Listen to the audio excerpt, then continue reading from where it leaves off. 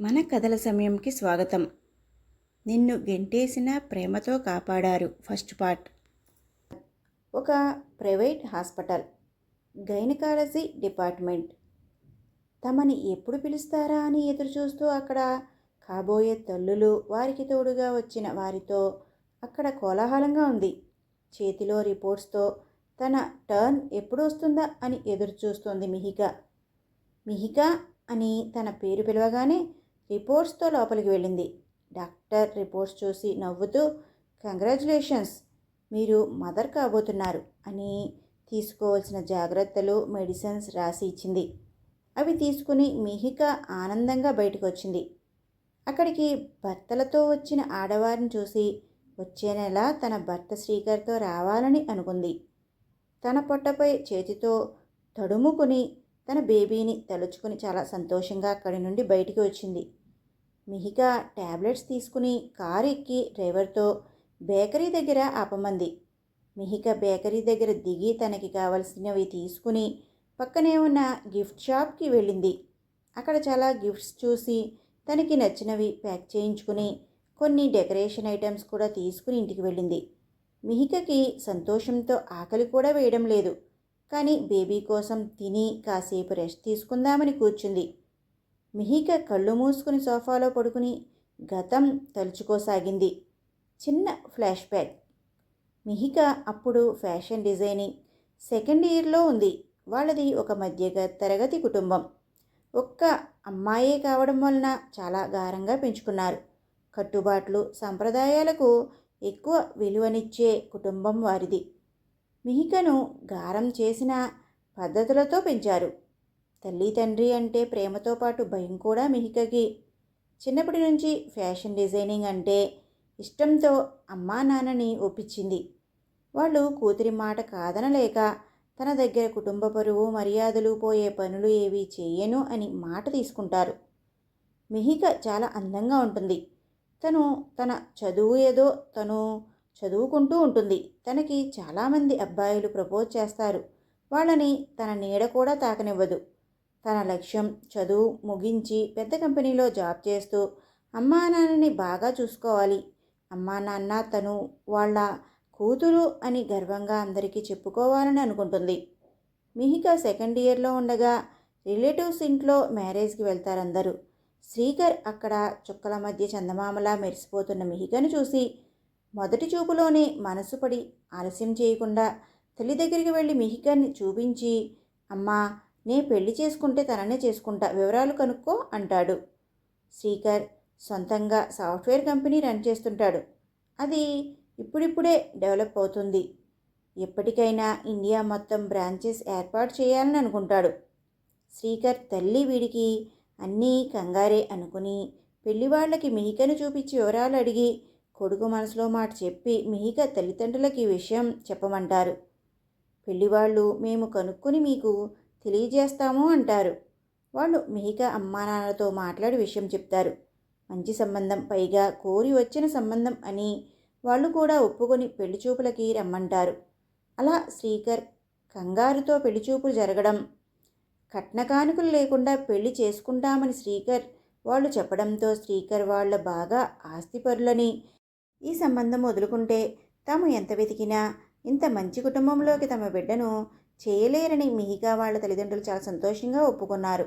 అమ్మా నాన్న సంతోషం కోసం, పైగా శ్రీకర్కి పేరు పెట్టవలసిన కారణాలు కూడా లేకపోవడంతో మిహిక కూడా పెళ్లికి ఒప్పుకుంటుంది. తొందరలోనే వాళ్ళిద్దరూ పెళ్లి అంగరంగ వైభవంగా జరిగింది. పెళ్లికి వచ్చిన వాళ్ళందరూ మిహిక చాలా అదృష్టవంతురాలని, వాళ్ళిద్దరి జంట చాలా బాగుందని అంటారు. అందరి నడుమ వేదమంత్రాల సాక్షిగా వాళ్ళ పెళ్లి జరిగింది. తర్వాత జరగవలసినవి కూడా తొందరగానే జరిగిపోయాయి. మిహిక 3 రోజుల తర్వాత అత్తవారింటికి ఉన్నంతలో సారి పెట్టి పంపారు తల్లిదండ్రులు. మిహిక భర్తతో ఒకరోజు, ఏమండి, నేను కాలేజీకి వెళ్ళనా అని అడిగింది. శ్రీకర్, చూడు మిహిక, నాకు ఫ్యాషన్ గీషన్ అని తిరిగేవాళ్ళు అంటే నచ్చరు. అలాగే నువ్వు ఇప్పుడు మిడిల్ క్లాస్ అమ్మాయివి కాదు, నా వైఫీ. ఇల్లు చక్కా పెట్టుకో చాలు. నువ్వు దేశాన్ని ఉద్ధరించనక్కర్లేదు. రోడ్లపై తిరుగుతూ నువ్వు సంపాదించకపోయినా నాకు నిన్ను పోషించగల స్తోమత ఉంది. నీకు ఇప్పుడు శ్రీకర్ భార్యగా ఒక స్టేటస్ ఉంది. దానికి మచ్చతేకు అని ఆఫీస్కి వెళ్ళిపోయాడు. మిహిక చిన్నప్పటి నుండి అమ్మా నాన్నలకి ఎదురు చెప్పలేదు. ఇక్కడికి వచ్చేటప్పుడు వాళ్ళు భర్త ఏమన్నా సర్దుకుపోవాలని ఎదురు చెప్పొద్దు అని గట్టిగా చెప్పడంతో భర్తకి ఎదురు చెప్పలేక చదువు ఆపేసింది. శ్రీకర్ ఒకరోజు ఇంటికి వచ్చి తాను కంపెనీకి దగ్గరలో ఇల్లు కొన్నాను అని వాళ్ళు అక్కడికి వెళ్ళిపోతాం అని అంటాడు. శ్రీకర్ వాళ్ళ అమ్మగారు ముహూర్తం పెట్టించి గృహప్రవేశం చేపిస్తుంది. శ్రీకర్ వాళ్ళు వాళ్ళ ఇంటికి వెళ్ళిపోతారు. ఫ్లాష్ బ్యాక్ అయిపోయింది. ప్రస్తుతం వాళ్ళకి పెళ్ళి అయ్యి 2 సంవత్సరాలైంది. మిహిక సర్దుకుపోయే గుణం వలన అప్పుడప్పుడు శ్రీకర్ కోప్పడినా తాను సర్దుకుపోతూ ఉంది. రేపు వాళ్ళ 2nd యానివర్సరీ. అత్తామామలు తల్లిదండ్రులు ఎప్పుడు మనవళ్ళని ఎత్తుకుంటామా అని ఎదురుచూస్తూ ఉంటారు. రేపు అందరినీ పిలిచి సర్ప్రైజ్ చేయాలి అనుకుంటుంది. ఈరోజు భర్తకి సర్ప్రైజ్గా విషయం చెప్పి తమ పెళ్లి రోజుని జీవితాంతం గుర్తుండిపోయేలా ప్లాన్ చేయాలి అని అనుకుంటుంది. మిహిక హాల్ని క్లీన్ చేసి చక్కగా ఫ్రెష్ ఫ్లవర్స్ పెడుతుంది. శ్రీకర్కి ఇష్టమైనవి అన్నీ వండి కిచెన్ క్లీన్ చేసేసి హాల్ని డెకరేషన్ చేయడం స్టార్ట్ చేస్తుంది. బెలూన్స్ ఇంకా ఫ్లవర్స్తో అక్కడంతా డెకరేట్ చేస్తుంది. టేబుల్పై తను తెచ్చిన పెద్ద కేక్, దానిపై మామ్ అండ్ డాడ్ అని రాసుంది. దాని పక్కన చిన్న కప్ కేక్ పెట్టి దానిపై బేబీ అని రాసుంది. వెల్కమ్ డాడీ అని వర్డ్స్తో రాసున్న బ్యానర్ తగిలించి అక్కడంతా బెలూన్లు అంటించింది. కేక్ పక్కన ఒక ప్లేట్ పెట్టి దానిపై శ్రీకర్ తన కోసం కొన్న పెద్ద కప్స్ పెట్టి వాటి పక్కన చిన్న కప్ పెట్టింది. వాటిపై డాడ్, మామ్, బేబీ అని నేమ్స్ కర్వ్ చేసి ఉన్నాయి. వాటిలో కాఫీ పోసి బేబీ కప్లో మిల్క్ పోసింది. అక్కడంతా రోజ్ పెటల్స్తో డెకరేట్ చేసింది. అంతా ఒకసారి చూసుకొని ఓకే అనుకుని తాను రెడీ అవ్వడానికి వెళ్ళింది. మిహిక గ్రీన్ కలర్ శారీలో రెడీ అయ్యి శ్రీకర్ తన బర్త్డే గిఫ్ట్గా ఇచ్చిన డైమండ్ నెక్లెస్ పెట్టుకుంది. జడ వేసుకుని మరొకసారి అద్దంలో చూసుకుని శ్రీకర్ కోసం సంతోషంగా ఎదురుచూస్తూ ఉంది. కొన్ని గంటల ముందుకి వెళ్దాం అందరం. చాలా బిజీగా వర్క్ చేసుకుంటున్నాడు అతను. అప్పుడే అతని పర్సనల్ అసిస్టెంట్ లోపలికి వచ్చి, సార్ మీకు ఒక కొరియర్ వచ్చింది.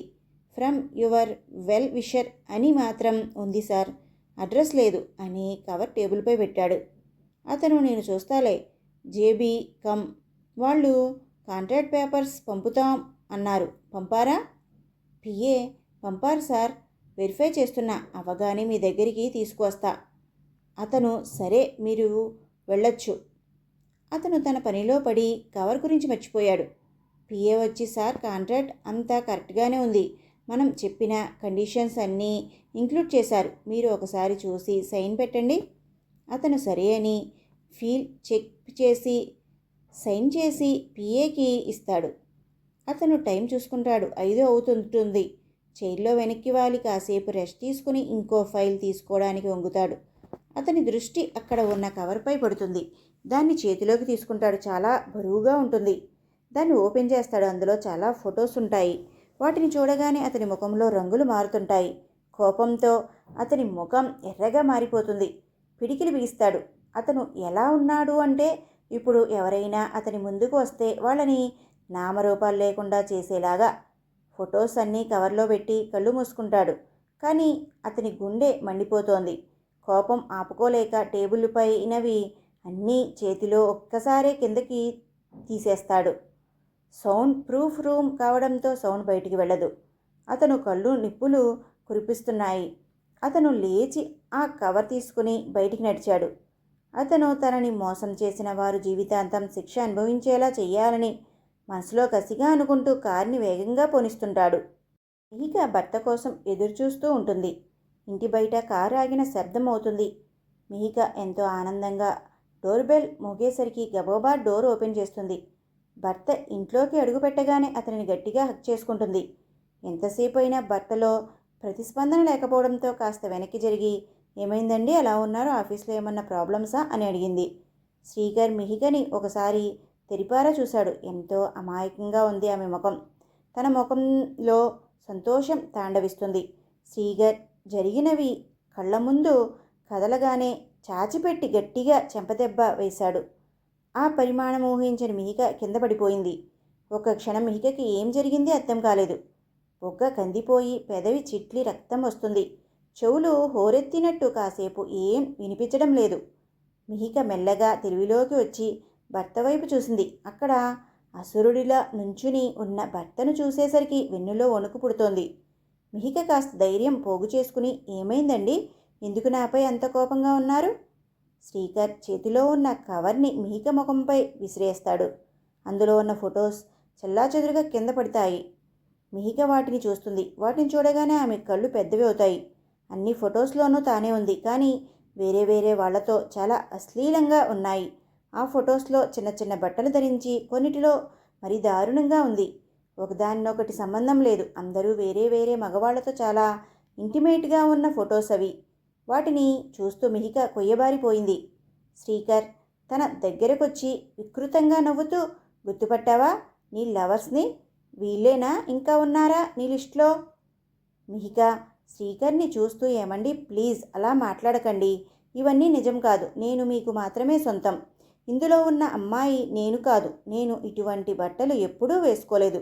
మీకు తెలుసు నేను ఎలాంటి దాన్ని. గడప కూడా దాటని నేను ఇలాంటి పనులు చేస్తాను అంటే మీరు నమ్ముతారా? మన 2 సంవత్సరాల పెళ్లి బంధంలో మీ మాట నేను ఎప్పుడూ కాదనలేదు, ఎదురు చెప్పలేదు. శ్రీకర్ మిహిక గడ్డం పట్టుకుని, నువ్వు చాలా బాగా నటించావు ఈ 2 సంవత్సరాలు. నేను పూర్తిగా నీ మాయలో పడేలా. కానీ నిప్పులాంటి నిజం బయటికి రాకుండా పోదు. ఇప్పుడు నీ నిజం బయటపడింది. మిహిక లేదండి, నేను అబద్ధం చెప్పడం లేదు. నాకు ఎవరితోనూ ఏ సంబంధం లేదు. వాళ్ళు ఎవరో కూడా నాకు తెలీదు. వాళ్ళు ఎవరో నీకు తెలీదా? మిహిక తెలీదు, నేను ఎప్పుడూ చూడలేదు వాళ్ళని. శ్రీకర్ మళ్ళీ గట్టిగా ఇంకో చెంపదెబ్బ వేస్తాడు. మిహిక జుట్టు రేగిపోయి కళ్ళనీళ్లతో భర్తను చూస్తూ ఉంటుంది. శ్రీకర్ మిహిక ముఖం దగ్గరికి వచ్చి, వాళ్ళెవరో తెలుసా? నీ క్లాస్మేట్స్, నీ ఫ్యాషన్ డిజైనింగ్ కోర్స్ క్లాస్మేట్స్. ఇంకా అబద్ధాలు చెప్పాలని చూడకు. నిన్ను చూస్తుంటే నిలువున నరికేయాలనుంది. కానీ నువ్వు నీ జీవితాంతం ఎవరూ లేని దానిలా బతకాలి. నువ్వు ఎందుకు బతికి ఉన్నానా అనుకోవాలి. అయినా నేను ఏం తక్కువ చేశాను నీకు? ఇలా బరితెగించి తిరిగావు. అలా తిరిగిన ఆడదాన్ని ఏమంటారో తెలుసా? అసలు నీ యాక్టింగ్కి ఆస్కార్ కూడా తక్కువే. ఎంతలా నటించావు? మన మొదటి రాత్రి ముట్టుకుంటే ముడుచుకుపోతూ వర్జన్లా బిహేవ్ చేశావు కదే. ఇంతమందితో డబ్బు కోసమే కదా తిరిగావు. నేను నీ ముఖం చూసి మోసపోయాను. నన్ను కూడా డబ్బు కోసమే కదా చేసుకున్నావు. నాకు తెలుసు నీలాంటి లేబర్ కుటుంబాల గురించి. డబ్బున్న వాళ్ల కోసం వల వేస్తారు.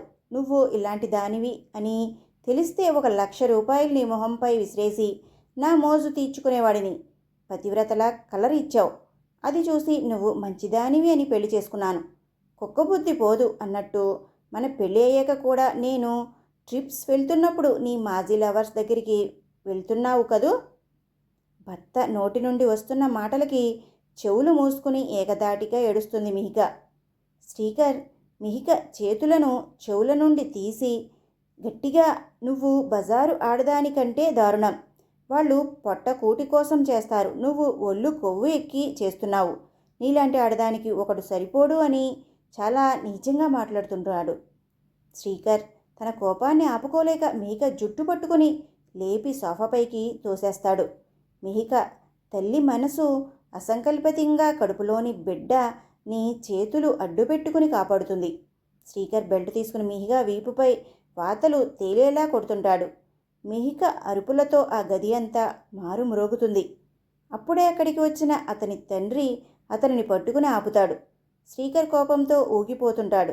శ్రీకర్ వాళ్ళ అమ్మ ఇంకా ఈ దరిద్రం ఇక్కడ ఏం చేస్తుంది? బయటికి గెంటేయలేకపోయావా? అప్పుడే అనుకున్నా, కానీ కట్నం లేకుండా దరిద్రాన్ని చేసుకుంటున్నావని. మంచి మంచి సంబంధాలు వస్తే కాదని ఇలాంటి దాన్ని నా ఇంటిలోకి తెచ్చావు. శ్రీకర్ దీన్ని శాశ్వతంగా వదిలించుకుంటా అమ్మా అంటాడు. అప్పుడే మిహిక వాళ్ళ తల్లిదండ్రి, శ్రీకర్ కంపెనీ లాయర్ ఒకేసారి వస్తారు. అక్కడ నేలపై ఉన్న ఫొటోస్ చూసేసరికి మిహిక వాళ్ళ అమ్మా నాన్న కోపం, అసహ్యం అన్నీ వస్తాయి.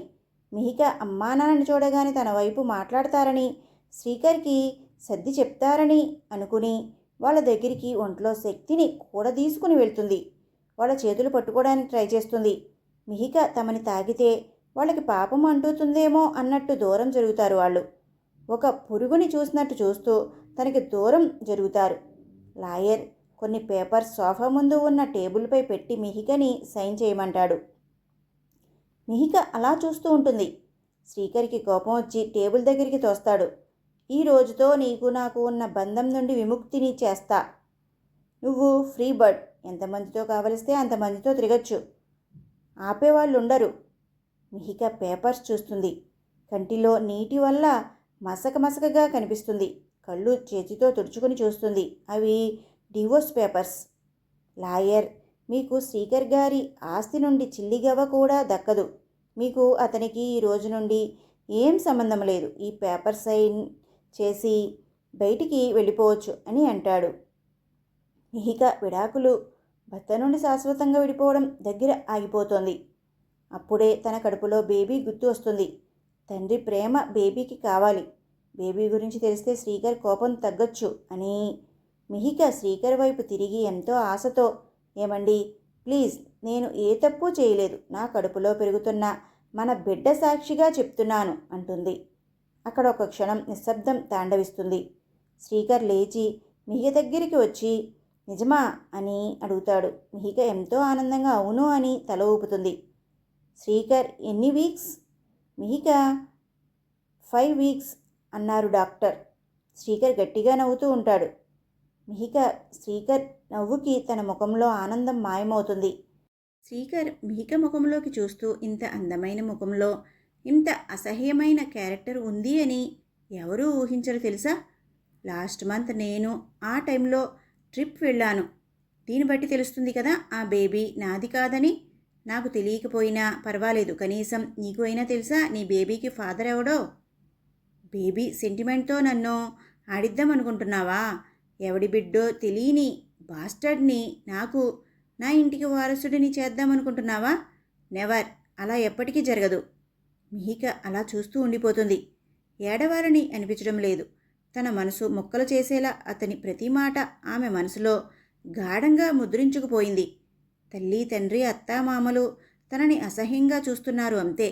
ఒకరు కూడా తన గోడు పట్టించుకోలేదు. తల్లి తండ్రికి తమ పెంపకంపై కూడా నమ్మకం లేదు అని తన మనసు బాధతో మూలిగింది.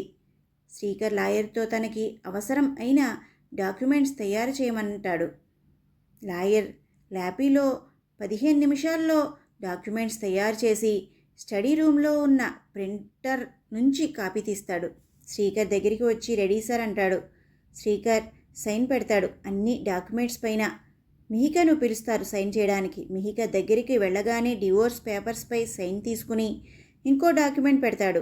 లాయర్, ఇది మీకు మీ కడుపులో బిడ్డకు ఎటువంటి సంబంధం శ్రీకర్ సార్కి లేనట్టు తయారు చేపించిన డాక్యుమెంట్, సైన్ చేయండి. శ్రీకర్ అమ్మగారు, ఒరేయ్, దాని కడుపులో నీ బిడ్డ అయితే టైం కరెక్ట్గా చెప్పగలరా డాక్టర్స్ ఏమన్నా? శ్రీకర్, అమ్మా, ఒకవేళ నా రక్తం అయినా దాని కడుపులో వెళ్ళి మలినం అయిపోయింది. బజారు దాన్ని అనుకుంటున్నా నేను ఇన్ని రోజులు. ఇలాంటి దాని కడుపున పుట్టిన ఆ పాపం మనకి వద్దు. మిహిక మనసు ఎవరో సూదులతో పొడుస్తున్నట్టు ఉంటుంది. ఒక మాట మాట్లాడకుండా సైన్ పెట్టేస్తుంది పేపర్స్పై. లాయర్ ఎవరి పేపర్స్ వాళ్ళకి ఇచ్చి వెళ్ళిపోతాడు. శ్రీకర్ కాళ్ళు పట్టుకుని క్షమాపణ చెప్పుకుంటారు మిహిక తల్లిదండ్రి. ఈ రోజు నుండి తమ కూతురు మరణించింది అని చాలా కఠినంగా మాట్లాడతారు. వాళ్ళ మాటలకు మిహికకు కళ్ళు తిరుగుతాయి. వాళ్ళు మిహిక దగ్గరికి వచ్చి ఒక దండం పెట్టి నీ మొహం మాకు చూపించొద్దు ఈ జన్మలో అని వెళ్ళిపోతారు. శ్రీకర్ తల్లి తండ్రి కూడా మిహికను అసహ్యంగా చూస్తూ అక్కడి నుండి వెళ్ళిపోతారు. మిహిక అలా నిలబడి ఉంటుంది. శ్రీకర్ తన దగ్గరికి వచ్చి నీకు ఇచ్చిన బ్యాంక్ కార్డ్ అన్నీ నాకు ఇవ్వు అంటాడు. మిహిక భారంగా నడుస్తూ బెడ్రూమ్ నుండి తన బ్యాగ్ తీసుకొని వచ్చి కార్డ్స్ అక్కడ పెట్టి బ్యాగ్ తీసుకుని బయటికి వెళ్తుంటుంది. శ్రీకర్ మిహిక ఆగు అంటాడు. మిహిక వెనక్కి తిరగగానే నవ్వుతూ, నీ మెడలో డైమండ్ నెక్లెస్ నేను కొనదే, అదే కాదు నీ ఒంటి మీదున్న బట్టలతో సహా అన్నీ నావే, వాటన్నింటినీ ఇక్కడ పెట్టి వెళ్ళు అంటాడు. మిహిక మారు మాట్లాడకుండా ఒంటి మీద తాళితో సహా అన్నీ తీసేస్తుంది. మిహిక రూమ్లోకి వెళ్ళి ఎప్పటితో పాత డ్రెస్ ఒకటి శ్రీకర్ కొననిది వేసుకుని బయటికి వస్తుంది. శ్రీకర్ సోఫాపై కూర్చుని టేబుల్పై కాళ్ళు పెట్టి కూర్చుంటాడు. మిహిక వచ్చి బ్యాగ్ చేతిలోకి తీసుకుని డాక్యుమెంట్స్ పెట్టుకుంటుంది. శ్రీకర్ బ్యాగ్లో ఇంకా ఏం లేవుగా నా వస్తువులు అంటాడు. మిహిక బ్యాగ్ని వంపిస్తుంది. అన్ని వస్తువులు అక్కడ పడిపోతాయి. అందులో ఏముండవు విలువైనవి. మిహిక ఒక క్షణం అక్కడ ఉండకుండా బయటికి నడుస్తుంది. శ్రీకర్ ఇంటికి కాస్త దూరంగా కారులో కూర్చుని అంతా గమనిస్తూ ఉన్న ఒక అతను మిహిక బయటికి నడుస్తూ ఉండడం చూసి అతను ఎవరికో ఫోన్ చేసి ప్లాన్ సక్సెస్ అని అంటాడు. అవతలి వాళ్ళు అది విని గట్టిగా నవ్వుతూ మనీ నీ అకౌంట్లో ఉంటుంది, తను వెళ్ళిపోయే వరకు ఉండి నువ్వు అక్కడి నుండి వెళ్ళిపో అని కాల్ కట్ చేస్తారు. మిహిక వెళ్ళిపోయిందని చూసి అతను వెళ్ళిపోతాడు. మిహిక అలా నడుచుకుంటూ వెళ్తుంది. ఎక్కడికి వెళ్ళాలో తెలీదు. ఒక గమ్యం అంటూ లేని నడక. చేతిలో పేపర్స్తో ఉన్న బ్యాగ్ తప్పించి చిల్లి గవ్వలేదు. తన చుట్టూ అల్లుకున్న ప్రేమ బంధాలు అన్నీ ఒక్కసారిగా కలలా చెదిరిపోయాయి. మిహిక అంతులేని ఆలోచనతో ఎటువైపు వెళ్తుంది చూడకుండానే నడుస్తుంటుంది. తనకి ఏడుపు రావడం లేదు. ఒంటిపైన దెబ్బలు నొప్పి కలగడం లేదు. మనసుకి మాత్రం చాలా భారంగా ఉంది. తనకి కోపం, కసి, చిరాకు అన్నీ కలగలిపి వస్తున్నాయి. కానీ ఎవరిపై చూపించాలి? తనకి ఎవరూ లేరు ఈ భూమిపై. హైదరాబాద్ నగరం విద్యుత్ దీపాలతో కాంతి లీనుతూ వెలుగుతూ పోతుంది. ఎవరికి వాళ్ళు తమ జీవిత గమనంలో హడావుడిగా ఉన్నారు. ఎవరికి మిహిక గురించి పట్టించుకునే అవసరం లేదు. ఎందుకంటే ఎవరి బాధలు వాళ్ళకే ఉన్నాయి. మిహిక తన ప్రపంచంలో తను ఉంటూ నడుస్తుంటుంది. ఒంటిపైన దెబ్బలు, మనసు పడిన ఆందోళన అన్నీ కలిపి నీరసంతో కళ్ళు తిరుగుతుంటాయి. రోడ్పై ఒక కార్ ఎదురుగా పడిపోతుంది. మిహిక కారులో నుండి ఒక అమ్మాయి దిగుతుంది. మిహికను చూసి గబగబా తన దగ్గరికి వెళ్తుంది. ఆమె ఫ్రెండ్స్ కార్ దిగి తన దగ్గరికి వచ్చి ఎందుకే మనకి ఇవన్నీ, నడు, నీ సోషల్ సర్వీస్తో మనకి లేట్ అవుతుంది. ఆ అమ్మాయి షటప్, హెల్ప్ చేయండి, హాస్పిటల్కి తీసుకెళ్దాం. మిహికను కారులోకి మెల్లగా వాళ్ళు ఎక్కిస్తారు. ఆ అమ్మాయి సిటీ హాస్పిటల్ వైపు కార్ని పోనిస్తుంది. మిహికను హాస్పిటల్కి తీసుకుని వెళ్ళి జాయిన్ చేస్తుంది. ఫార్మాలిటీస్ పూర్తి చేస్తుంది. ఆ అమ్మాయి ఫ్రెండ్స్ ఇంకా వెళ్దాం పదా అంటారు. ఆ అమ్మాయి మీరు వెళ్ళండి, నేను తను స్పృహలోకి వచ్చాక వాళ్ళ ఇంటి దగ్గర దింపి వస్తాను అంది. ఫ్రెండ్స్ సరేలే, అవసరమైతే కాల్ చేయి అని క్యాబ్లో వెళ్ళిపోయారు. ఆ అమ్మాయి రూమ్ బయట వెయిట్ చేస్తుంటుంది. డాక్టర్ మిహికను చెక్ చేసి బయటికి వచ్చి ఆ అమ్మాయిని తన క్యాబిన్కి రమ్మంటుంది. ఆ అమ్మాయి డాక్టర్తో వెళ్ళాక ఆవిడ తనని కూర్చోమని, ఆ అమ్మాయి నీకు ఏమవుతుంది, తనని ఎవరో చాలా దారుణంగా హింసించారు, గృహహింస అనుకుంటా, తనకి మెలకు వచ్చాక అవసరమైతే పోలీస్ కంప్లైంట్ ఇవ్వండి, తన ఒళ్ళంతా దెబ్బలు ఉన్నాయి, ట్రీట్మెంట్ చేస్తున్న మాకే చాలా బాధ అనిపించింది. ఆ అమ్మాయి ఆ మాటలకు షాక్ అయింది. డాక్టర్తో సరే అని ఆవిడ చెప్పిన మాటలు గుర్తుకు వస్తుంటే బాగా కోపం వస్తుంది. తన వాళ్ళ గురించి తెలుసుకొని వాళ్ళకి ఖచ్చితంగా పోలీస్ కోటింగ్ ఇప్పించాలని అనుకుని తన కార్ దగ్గరికి వెళ్ళి మిహిక బ్యాగ్ చూస్తుంది వివరాల కోసం. అందులో ఏముండవు, ఏవో పేపర్స్ మాత్రం దొరుకుతాయి. లైట్ ఆన్ చేసి వాటిని చూస్తుంది. అవి డివోర్స్ పేపర్స్, ఇంకా మరికొన్ని పేపర్స్. వాటిలో ఉన్నది చదివి తన మతిపోతుంది. ఉన్నట్టుండి ఆ పేపర్స్పై ఉన్న సంతకం దగ్గర ఆగిపోతుంది ఆ అమ్మాయి చూపు. పేపర్స్ బ్యాగ్లో పెట్టి కార్ లాక్ చేసి గబగబా మిహిక రూమ్ దగ్గరికి వెళ్ళి డోర్ తీస్తుంది. ట్యూబ్లైట్ వెలుతురులో మిహిక ముఖం ఇప్పుడు క్లియర్గా చూస్తుంది. బుగ్గలు వాచి ముఖం అంతా వాడిపోయి ఉంటుంది. తన చేతులపై చర్మం చీరుకొని వాతలు కనిపిస్తాయి. వాటికి క్రీమ్ రాసి ఉంటుంది. తనని అలా చూడగానే ఆమెకి కళ్ళలో నీళ్లు తిరుగుతాయి. మహారాణిలా ఉండవలసిన నీకు ఇలాంటి పరిస్థితి ఏంటి?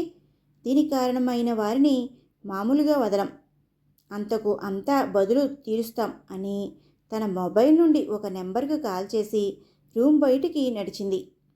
హలో డాడీ, మనం వెతుకుతున్న తను నాకు దొరికింది డాడీ అని మిహిక ఎలాంటి పరిస్థితిలో ఉంది చెప్పి ఏడుస్తూ ఉంది. అటువైపు నుండి బంగారు తల్లి అడవుకు, తనని ఇప్పుడే ముంబై మన చాపర్లో తీసుకొచ్చే, ఇక్కడే ట్రీట్మెంట్ ఇప్పిద్దాం.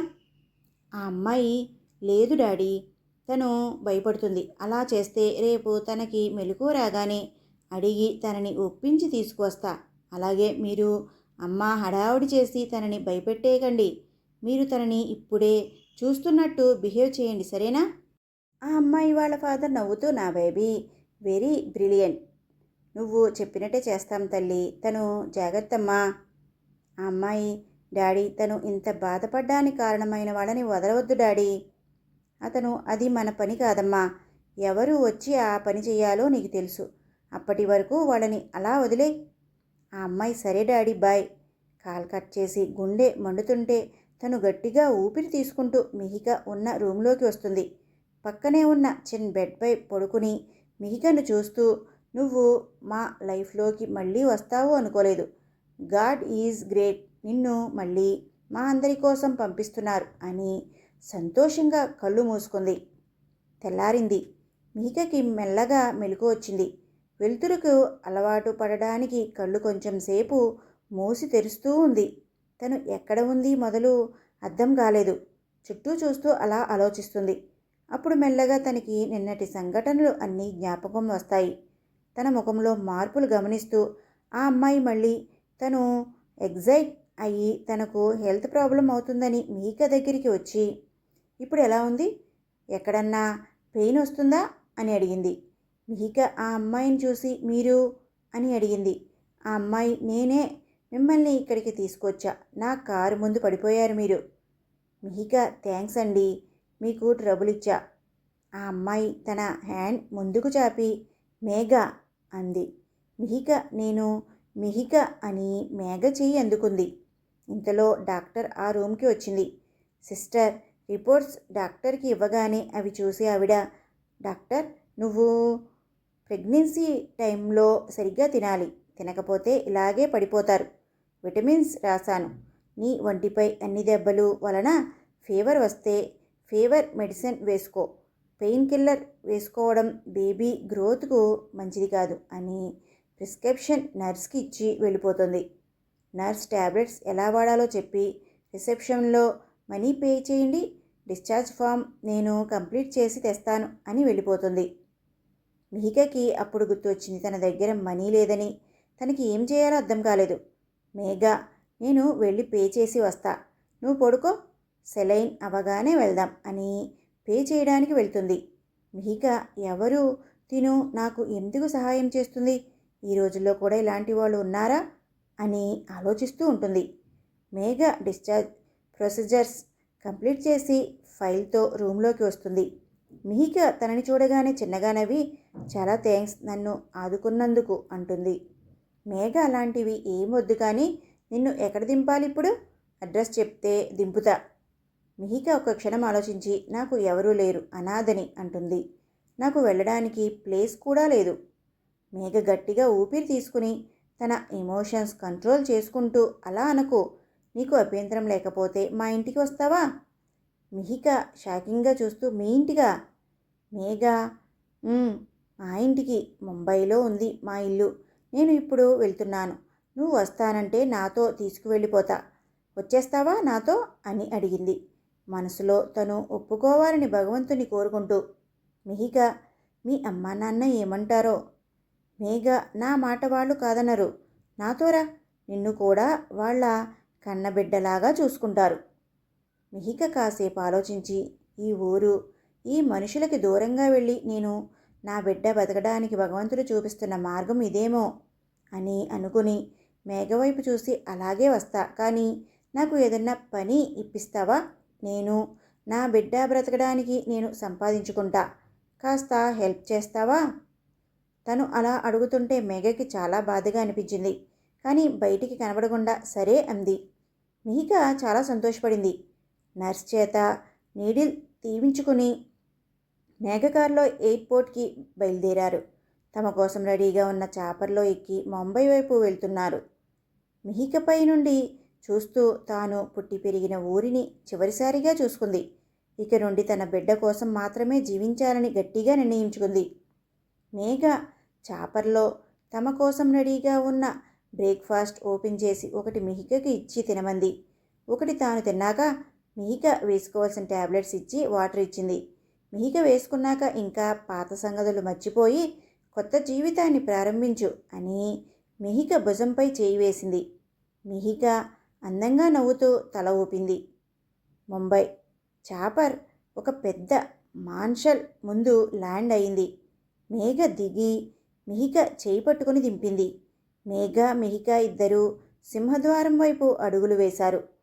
మాన్షన్ బయట నుండి చూడ్డానికి 2 కళ్ళు సరిపోవడం లేదు అని అనుకుంది మిహిక. ఇంత పెద్ద ఇల్లు తను మూవీస్లో చూసింది అంతే, నిజంగా చూడలేదు. మిహిక గుమ్మం దగ్గరికి రాగానే అక్కడే ఆగు అన్న గొంతు వినిపించి అలాగే ఉండిపోయింది. మిహిక తనలో తానే వాళ్ళకి తాను రావడం ఇష్టం లేదని, తనది నష్టజాతకమని బాధపడుతూ ఉంటుంది. అంతలో అక్కడికి చాలా అందంగా ఉన్న 40 సంవత్సరాల పైన ఉన్న ఒక ఆవిడ నవ్వుతూ అక్కడికి వచ్చింది. ఆవిడకు అంత వయసు ఉంది అంటే ఎవరూ నమ్మరేమో, మేఘకి అక్కలా ఉంది ఆవిడ. ఆవిడ పని అమ్మాయి చేతిలో నుండి హారతి తీసుకుంది. మిహిక మేఘకి హారతి ఇస్తానని పక్కకి తప్పుకుంది. ఆవిడ మేఘని పక్కకి జరిపి మిహికను ముందుకు లాగి హారతి ఇచ్చి కుడికాలు లోపలికి పెట్టి రా తల్లి అంది. మిహిక షాక్ అయిపోతూ ఆవిడ చెప్పినట్టు చేసింది. మిహిక చేయి పట్టుకుని ఆవిడ చనువుగా తీసుకువెళ్ళి సోఫాలో కూర్చోబెట్టుకుని మాట్లాడుతూ ఏవేవో అడిగేస్తుంటుంది. మేఘ తల కొట్టుకుని మమ్మీ అని గట్టిగా అరిచి, తనకి తాగడానికి ఏమి ఇవ్వకుండా మాట్లాడతావేంటి, వెళ్ళి జ్యూస్ తీసుకురా అని చెప్తుంది. ఆవిడ అవును నేను మర్చిపోయాను, ఇప్పుడే తీసుకొస్తా అని ఆవిడ లోపలికి వెళ్ళిపోయింది. మేఘ మిహిక బిత్తర చూపులు చూసి మా మమ్మీ అంతే, ఇంటికి ఎవరు వచ్చినా మర్యాదలతో చంపేస్తుంది, నువ్వు ఏం అనుకోకు. మిహిక అంటే వచ్చిన అందరికీ హారతి ఇస్తారా? మేఘ వామ్మో తిను తెలివైనది, జాగ్రత్తగా ఉండకపోతే కొంప కొల్లేరైపోతుంది. అందరికీ ఇవ్వదు, నువ్వు హాస్పిటల్ నుండి వచ్చావు కదా, పైగా ప్రెగ్నెన్స్ కదా, అందుకు అన్నమాట. దిష్టిపోతుందని అలా చేసింది. దా నిన్ను రూమ్కి తీసుకువెళ్తా, స్నానం చేద్దువు అని ఇంకో మాటకి తావు ఇవ్వకుండా మిహికను తీసుకువెళ్ళి రూమ్ చూపించింది. తనకి ఒక డ్రెస్ ఇచ్చి స్నానం చేసి రమ్మంది. మిహిక స్నానం చేసి వచ్చాక ఆ డ్రెస్ వేసుకుంది. అది చాలా కరెక్ట్గా తనకి ఫిట్ అయింది. తల దువ్వుకొని బెడ్పై కూర్చుంది. మేఘ మిహికను రూమ్లో దింపి తల్లి దగ్గరికి వెళ్ళి కోపంగా, అమ్మా నువ్వేమైనా చిన్నపిల్లవా, తనని భయపెట్టద్దు అని చెప్పానా, వినవే, కాస్త నిదానంగా ఆచితూచి అడుగులు వేయాలి, నువ్వు కంగారు పడితే మొదటికే మోసం వస్తుంది చూసుకో అని అక్కడి నుండి తన రూమ్కి వెళ్ళిపోయింది. మేఘ వాళ్ళ నాన్నకి కాల్ చేసి డాడ్ నేను వచ్చేసా, మిహికను కూడా పూర్తి సమ్మతంతో తీసుకువచ్చా, కానీ తను తన సొంతంగా పనిచేసుకుంటూ బతకాలి అనుకుంటుంది, ఏం చేద్దాం. అతను ఆలోచించి తనకి ఎలా ఇష్టమైతే అలా, తను మన కనుసన్నల్లో ఉండేలా చూసుకోవాలి అంతే, మన కంపెనీలోనే జాబ్ ఇద్దాం, అప్పుడు మన కళ్ళ ముందు ఉంటుంది. మేఘ అలాగే డాడ్ ఇంటికి తొందరగా రండి అని ఫోన్ పెట్టేసి స్నానం చేయడానికి వెళ్ళింది. మిహిక తన జీవితం ఎలా మారబోతుంది? మేఘ ఎందుకు మిహికను చూసి అలా రియాక్ట్ అయింది? మిహికకి మేఘ వాళ్ళ ఫ్యామిలీకి ఉన్న సంబంధం ఏమై ఉంటుంది? వాళ్ళు ఆమెను రక్షిస్తారా లేక ఆమెని ఇంకా కష్టాల కొలిమిలోకి తోస్తారా? నెక్స్ట్ పార్ట్లో చూద్దాం.